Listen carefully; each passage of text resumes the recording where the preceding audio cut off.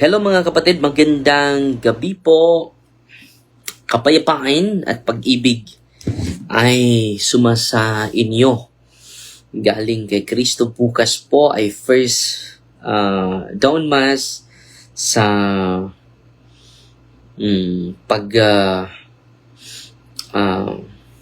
paghintay natin, no? Sa sa Christmas, no? So, magandang gabi sa lahat at kumusta po kayo? So, magbigay lang tayo ng reflection mga kapatid ni Senator Manny Pacquiao, no? 8 times division ba yan? Champion sa boxing, no? At meron tayong nabasa na document na si Manny Pacquiao pala nagtayo, no? ng isang simbahan. Ang tawag ng simbahan niya ay the Word for Everyone Ministries International, and invested in a house of worship in General Santos City, Philippines. Ako mismo nakapunta tayo sa General Santos. Nakita ko talaga yung kanyang simbahan. At ito po ay payo lang, no? Kung totoo na naghahanap tayo sa katotohanan, hindi tayo magtayo ng ating simbahan, mga kapatid. So, ang laki pala nito, 295 million. News reports confirm Pacquiao set aside funds around 295 million and led the construction of a house, no? A house of worship in General Santos City, part of the larger complex with a Bible school and community facilities. No? Sasabahin ninyo, hindi naman ito masama dahil maganda naman itong ginagawa ni Senator Manny. Nagsagawa sila ng groundbreaking, no? Sa taong 2015, February 14, Saturday. Nandito ito sa philippineboxing.com by Achilles Sonyo. Bibigyan natin ito ng reflection, mga kapatid, no? World 8 Division pala. Boxing. Bless me, Father, with my small business. Si Anne Mary March. Yes, kapatid. Boxing champion and Sarangani representative Manny Pacquiao led on Thursday the groundbreaking ceremony of his 295 million pesos house worship in a sprawling 5-hectare prime lot here. So prime lot talaga ito na kapunta ako dun sa Jansan, nakita ko talaga ito. I owe everything to God. I have to give it back to Him. The amount is nothing compared to what God has done to my life, Pacquiao said. Present during the groundbreaking rites were Sarangani Vice Governor pala. Family dynasty pala sila, no? Genki Pacquiao, Governor Steve Xiongbian Solon, former Maitom Town Mayor Lucille Piret, Project Manager Ray Cortez, and several pastors. Meron din mga pastor na ka-inganyo sa kanya. Based on the plan, 2 hectares of the total lot area will be devoted for the church. 2-story building and annex. The 2-story building will serve as a main worship area, while the annex building will house the Bible school, Bible study room, pastor, and a commercial offices. Pacquiao was expecting that the project would be completed. So natapos na po ito, mga kapatid. Natapos na po ito. At nakapunta tayo, nakadaan lang tayo, hindi tayo nakapasok. Ito lang yung advice natin, no?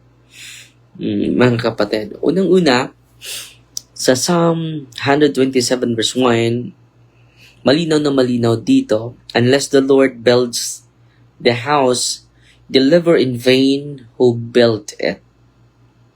Unless the Lord guards the city, the watchman stays awake in vain.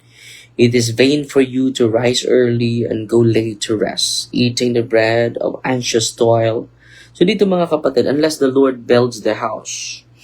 So kailangan si ang Diyos talaga ang magtatag, hindi tao. Dito, ang nagtatag nitong tinatawag na pangalan po dito, Manny Pacquiao founded and built a church called the World for Everyone Ministries. So siya lang ang nagtatag. Dapat hindi na tayo magtatag. Unang-una, nagtatag na si Kristo. Nababasa natin yan sa Matthew. Ito po yung paalala ko kay Senador Manny, no? 8th Division champion Manny Pacquiao. Kahit ano pa yung narating natin, wala tayong karapatan na magtatag ng simbahan. Kahit ano pa yung narating natin, si Kristo po ay nagtatag na. Ang nangyari nito, wala tayong tiwala sa simbahan na tatag ni Kristo. At ano ba itong simbahan na ito? It is the Roman Catholic Church based on the history.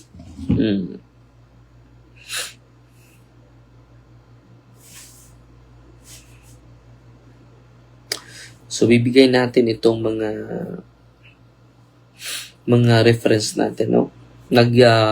Magtackle tayo about the true church. Mga kapatid. So, unang-una, Matthew chapter nabasahin natin, mga kapatid.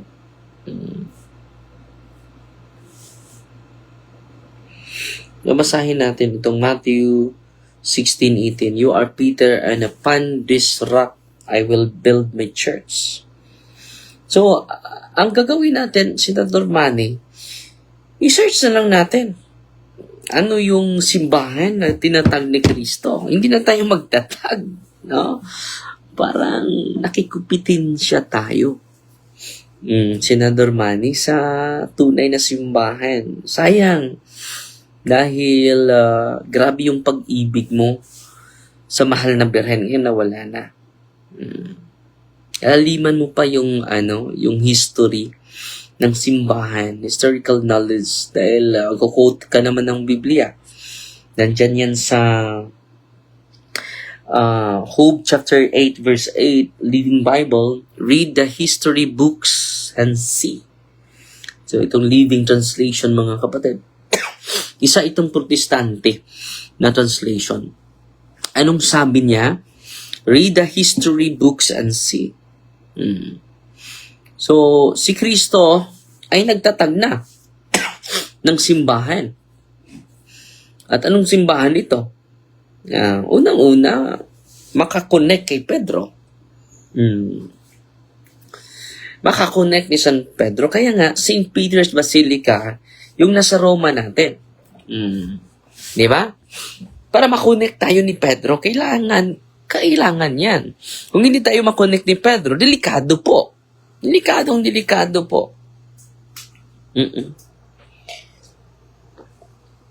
Delikado po. So ito po ay advice lang natin. Bilang Katoliko ka dati, no? Dapat laliman natin yung pananampalataya nating Katoliko. Dahil maraming naligaw talaga sa ibang pananampalataya. Nandito tayo sa encyclopedia, mga kapatid, babasahin natin. Dahil sabi dito, read the historical, read the history books and see.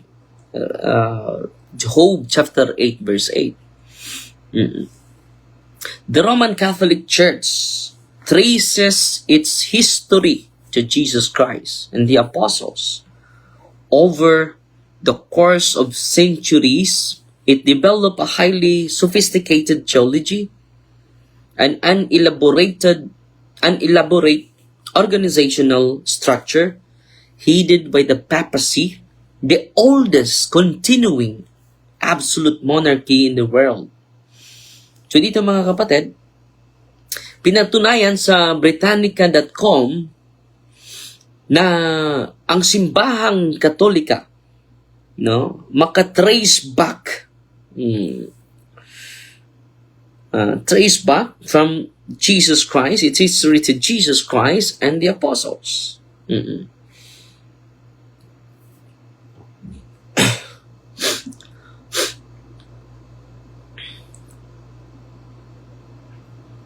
Dito naman tayo sa sa Britannica Encyclopedia na naman.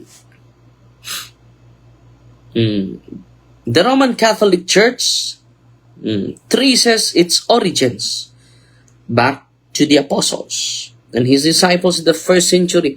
Siya lang po ang maka-trace back from the time of the apostles. Wala nang iba. Jesus appointed his apostle Peter as the leader of the church. This tradition rests partly on Jesus' words.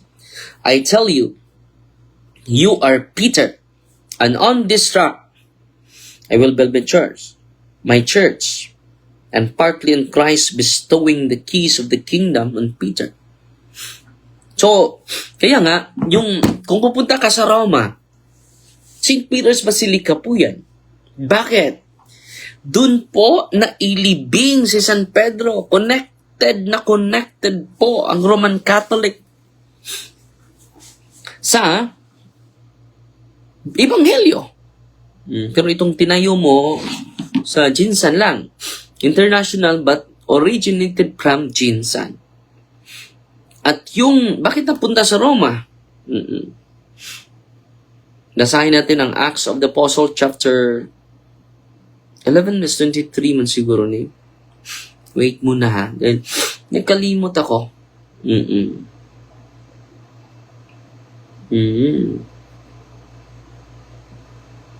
Or 23:11. Nakalimot ako sa talata.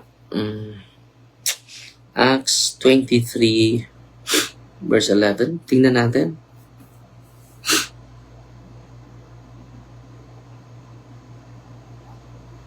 Ito po. Galing talaga ito kay Kristo mga kapatid ha. Bakit nakarating sa Roma?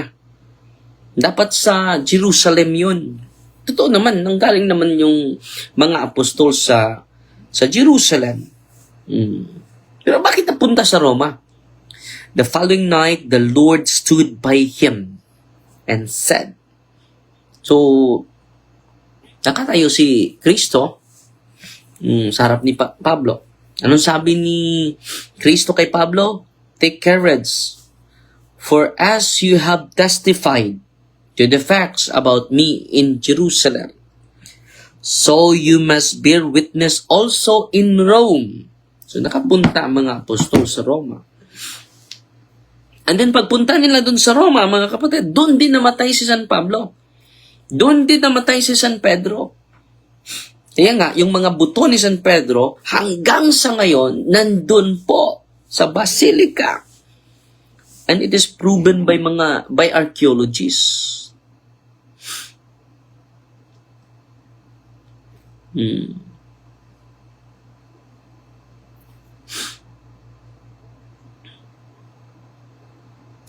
Na patunayan po ito sa mga archaeologists, mga kapatid, the bones of Peter. So, proven biblically, historically. Traditional site, example. The tomb, St. Peter's tomb under St. Peter's Basilica. The tomb believed to be St. Peter's burial. Dito tayo sa mga archaeologists, mga kapatid. Sa 1939 to 1949, excavation under the Basilica uncovered a necropolis dating from 1st century to 3rd centuries. Among these, early tombs and walls with graffiti referring Petrus Ini. Petrus Ini. Si Petrus Ini. Petrus Ini. Peter is here. or an invocation to him. Archaeologists identified a burial area believed to be Peter's original grave. Structural evidence placed this tomb directly under later monuments and Constantinian era memorials indicating early veneration of this site. Kaya tinatawag yan na St. Peter's Basilica, mga kapatid. So dito naman tayo sa sa human remains found in the yung remains nila. During these excavations, bones were discovered beneath the basilica. Initial analysis in the 1950s found multiple individuals, but later discoveries included bones placed in a marble repository covered with purple gold, consistent with ancient Christian burial practices. So kita ninyo, mga kapatid, although Pope Pius XI initially stated that the bones near the tomb, Father Rhesus led by Pope Paul VI to announce that the relics have been identified in a manner considered to be convincing as belonging to St. Peter. So, meron tayong mga archaeologists, mga kapatid, no? Na nagpapatunay na totoo talaga na ito ay kay Pedro na na buto, no? So, sino bang mga archaeologists na ito? Dahil may mga archaeological facts po na nagpapatunay na itong ginagawa. Peter is here.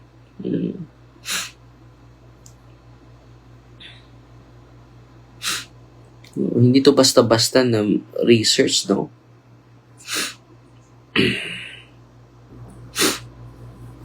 So, itong simbahan ay nagpapatunay talaga, no? Ng mga katotohanan.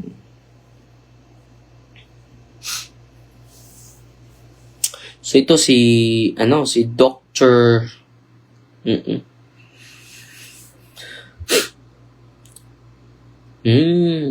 Ito, bago po ito.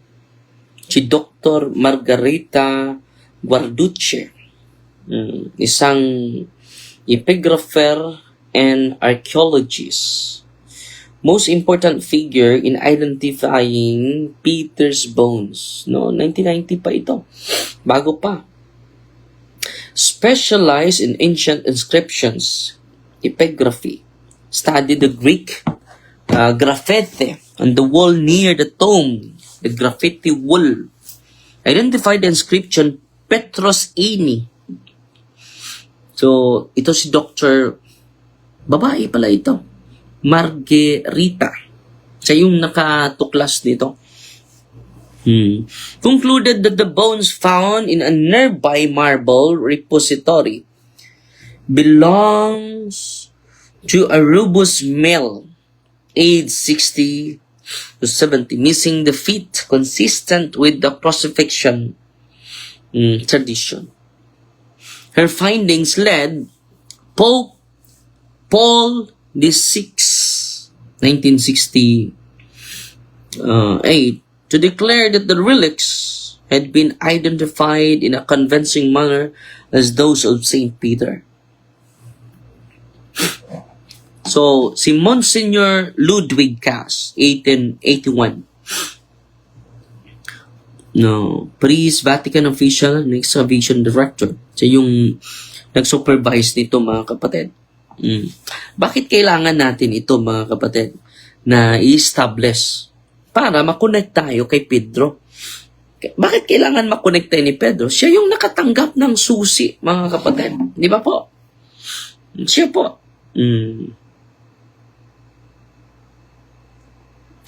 Si Professor Antonio Ferroa, Jesuit archaeologist, expert in Roman catacombs and funerary archaeology, participated in Vatican excavations. Initially skeptical of identifying the bones as Peter's, provided critical peer review, strengthening later conclusion. The identification was not blind faith, but debated scholarship. So, meron pang nagdebate nung mga araw. Pero ngayon, it is proven and tested na. It is Peter's bone. Dahil sa pronouncement ni Padre Pio po. Pope Paul VI. The relics of St. Peter have been identified in a manner which we consider convincing. Yan po ang sinasabi ni Pope Paul VI, no? Very inspiring mga kapatid. Mga latest, po yan ha? Mga archaeologists ang nagpatunay dyan. And dahil dito mga kapatid, makikita natin na yung authority ng simbahan ay galing talaga kay Kristo. Galing talaga sa ating Panginoong Jesucristo, hindi galing sa ordinaryong tao. So, ngayon, ang tanong natin kay Senator Manny, sino ba yung nag-utos sa'yo? Na magtayo ng simbahan kahit anong kahit anong kasikatan mo, wala tayong karapatan na magtayo ng sariling simbahan. Ano ba yung intention natin? To be remembered? To have a self-exaltation?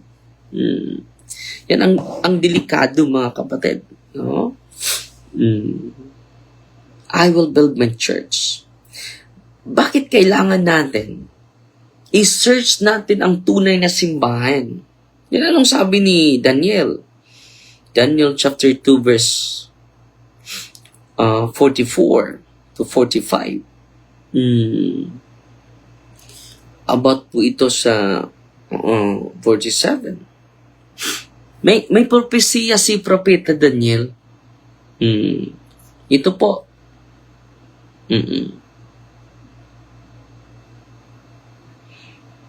Saan na yun?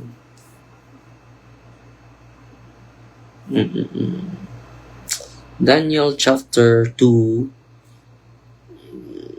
verse 45 po. Nabasahin natin ha. And in those days,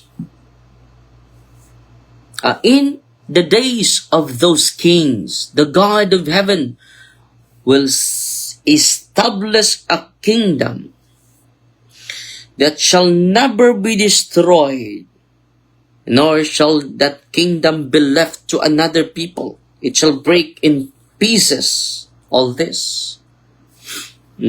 Sa magandang balita, basahin natin. Maganda po ito. Dapat ito ay dahil naging founder si Senator Manny, no? Pag-ingat po kayo kapatid. Hindi dapat tayo ang magtayo. Dapat tayo ni Kristo. Nakikopetensya na tayo sa simbahan na tatag ni Kristo. Pangalawa, wala ba tayong tiwala kay Kristo? Nagtatag na siya ng simbahan at din magtatag din tayo. Malinaw na malinaw yan. Sa Daniel chapter 2, verse 44 to 45.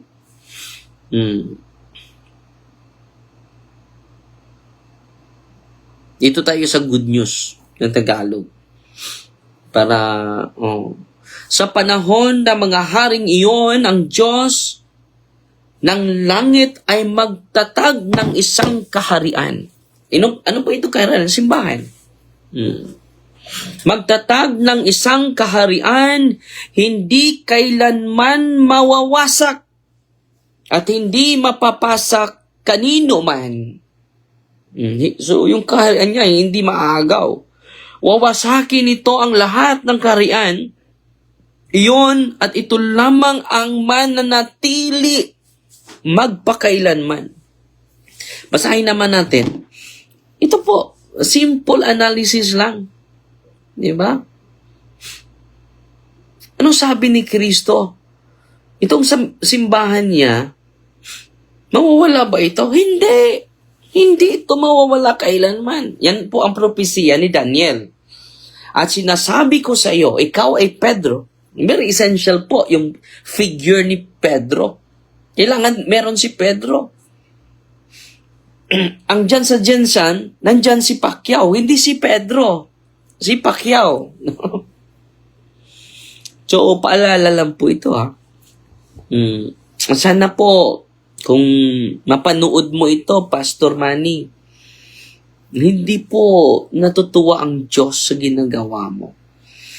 Na magtatag ka ng simbahan mo at yung simbahan ni Kristo ay hindi natin i-promote. Dahil yung simbahan ni Kristo, yung katawan niya eh. Siya yung ulo sa simbahan, Colossus 1:17. So, basahin natin, ipatuloy natin. At sinasabi ko sa iyo, ikaw ay Pedro, at ibabaw ng batong ito ay itatayo ko ang aking iglesia. At hindi ito magagapi ng kapangyarihan ng kamatayan. Hindi ito matatalo. Ibibigay ko sa iyo ang mga susi ng harian ng langit. Harian ang ginagamit niya. Ito na po. Ang ipinagbabawal mo sa lupa ay ipinagbabawal din sa langit. At ipahintulot mo sa lupa ay ipahintulot din sa langit. Hindi ito basta-basta, kapatid. Ano nangyari sa ating idol na 8th Division champion? Kahit anong naabot natin, hindi natin, wala tayong karapatan na magtatag ng simbahan. Senator Manny, wala. Itong kaharian na ito ay hindi po madadaig sa kapangyarihan ng kamatayan. Malinaw na malinaw po yan. No? Very biblical. Pero para bang nawala yung iglesia? Dahil nagtatag ka pa ng bagong iglesia, ng bagong simbahan. Saan ba yung authority mo? Babasa lang ng Biblia? Pwede ba yon? Kung ako, example, doktor, magpakilalang doktor, magpa-check up ba kayo sa akin? Magtatayo din ako ng clinic? Sasabihin ninyo, lisensyado ka ba nga doktor? Huwag kayong mag-alala. Nagbabasa ako ng mga medical books. At dahil nagbabasa ako ng medical books, automatic na ba yon? Na maging lisensyado ka na doktor? Hindi! Ganun din, Pastor Manny. Ako po ay lubos na nasasaktan. No? Pero it is your freedom.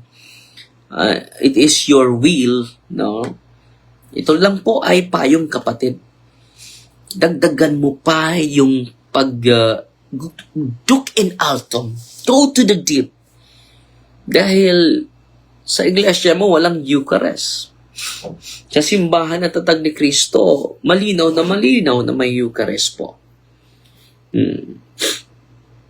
So yun po Pastor Manny, wala tayong karapatan kahit ano pa yung naabot natin.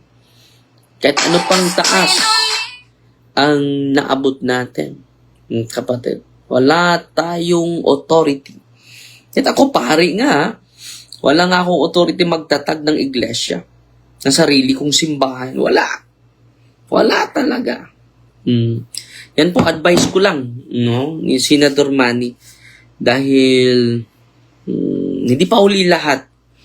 No, magbalik ka sa katotohanan, Pastor Manny. At huwag kang magtatag ng sarili. 2015 pa yung simbahan mo. Ang simbahan na tatag ni Kristo, 1st century. Wala, nagtatag pala ng sekta si Manny. Yes. Nandiyan dyan sa binabasa ko yung source, di ba? Nag-groundbreaking sila. Ang pangalan ng kanyang simbahan, mga kapatid. Ang pangalan ng simbahan ni Manny, hindi lang siya, ang pangalan ng kanyang simbahan ay The World. Titingnan natin At pakita ko din ninyo yung source, no? Ito po yung simbahan niya ni Pastor Manny. Oo. So kahit ako, pare na ako, hindi ako magtatag ng sarili kong simbahan. No, delikado po. At ano yung achievements natin, kahit ano yung naabot natin, hindi tayo dapat magtatag ng simbahan. So yung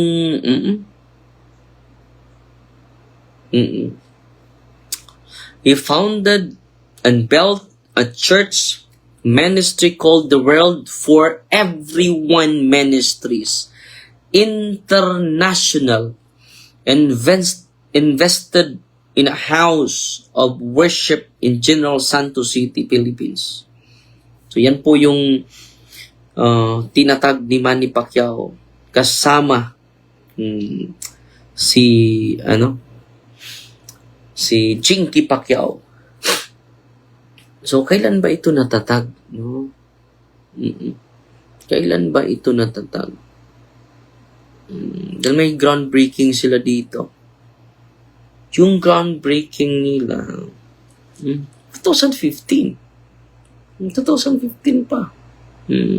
Kita ko yung itong groundbreaking nila. Pero tingnan natin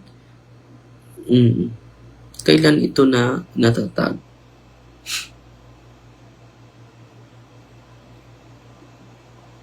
Taghan mo siya pastor, no? Naganit sila.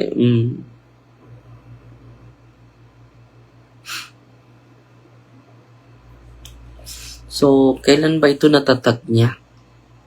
Nung lumipat siya, no? 2012 pala.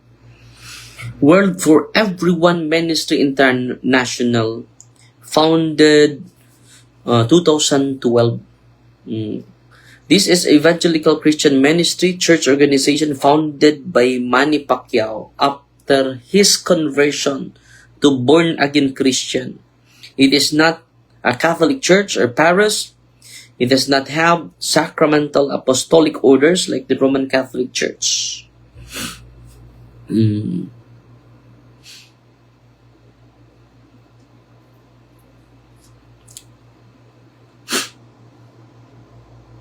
So 2000 ano pala ito? 2015.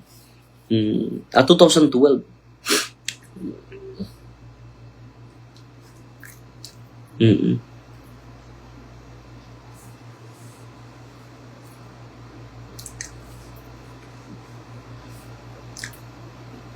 Walang specific na date dito. Pero nag-celebrate sila October. Celebrate sila sa October 2019, 7 years. Paalala lang po ito ha, advice lang natin na hindi po maganda na magtayo ng iglesia. Kahit ako, pahari na ako, hindi dapat magtatag tayo ng iglesia. Hindi dapat. Magpasakop na lang tayo as a sign of humility and obedience to Jesus Christ. No? Delikado po yan. No? Sa 2019, nag-celebrate sa 7th anniversary which aligns with 2012. Early news about the church building project. So 2015, nag-groundbreaking sila. 295 million ang budget nila, mga kapatid. So watching from Jinsan, si Obing Rubia. At ako po ay nakadaan talaga sa kanyang simbahan. So sana po maabot po ito ni Senador Manny. At willing po ako na mag-share sa kaalaman natin. And then you the one to decide. Mas mabuti na hindi one-sided yung pakinggan mo, Senator Manny. Ito po ay pakiusap. Ikaw mag-decide sa buhay mo, but continue to widen and listen more. Dahil kung makinig tayo sa aral ng tunay na iglesia, ikaw mag-decide. Ang dami ng mga pastor bumalik. Okay? Ikaw founder talaga. Hindi ka ordinaryong pastor. Founder ka talaga. No? ng sarili mong simbahan. Okay? Ano ba yung advice ng mga church fathers sa atin? Ito po. Mas maganda yung mga church fathers natin. Sabi nila, the church is built not by human wisdom, but by divine power. Si Saint Hilary of Poitiers, no, 4th century. So meaning,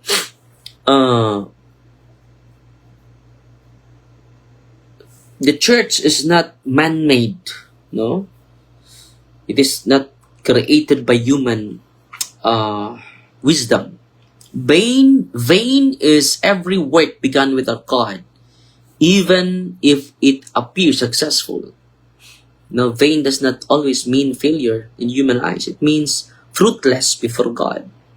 So, posible na successful tayo in the eyes of men, but fruitless before God. True success is measured by God's presence, not by visible achievement. Ang laki talaga. Ilang hektarya po yun, no? So, yan po, no? Kung gusto mo ng dialogue, Pastor Manny, willing naman ako na mag-share. Dialogue po, and then you the one to decide at the end. Ang punto ko lang, Katoliko ka dati, dapat laliman mo pa yung kaalaman mo sa simbahang Katoliko. So, yan po. Advice lang po yan, and then walang personalan po. Advice lang po yan para sana maabot po ni Pastor Manny, ang founder sa World for Everyone Ministry International, founded in Jensen City. So God bless po, at sana po ay may natutunan kayo sa gabing ito sa live natin. Fighty Maria Tatak CFD with a humble heart. At pasalamat tayo sa generous star senders natin. Si Richard Tupas Abyan, 50 stars. 150 stars, salamat po. At sa mga star senders natin, ang Diyos na po magsukli sa inyo.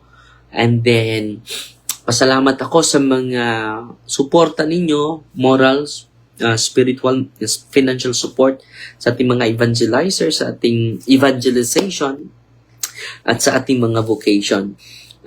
Para sa mga seminarians, nakabayad na po tayo, at maraming salamat po sa inyo. 127,150 pesos. Wala tayong utang this December dahil sa inyo. And then, next year po, magsimula na po yung ministry natin, yung concrete building para sa mga chambers, sa mga exorcists. So maraming salamat po, at ang Diyos na po ang magsukli sa kabutihan ninyo. Alam ng Diyos yung generosity ninyo, alam niya yun, at ang Diyos na po ang magsukli. At sa mga tumulong din ni Brother Jason Bacolta, salamat din. Kung meron 30,000 ka mga tao, magbigay ng 100 pesos, maoperahan na agad, no? Umabot lang ng 155,000 yung nag-gather natin. At ang Diyos na po ang magsukli sa kabutihan ninyo lahat. So, Fighty Maria, the Tax FD with a humble heart po. God bless.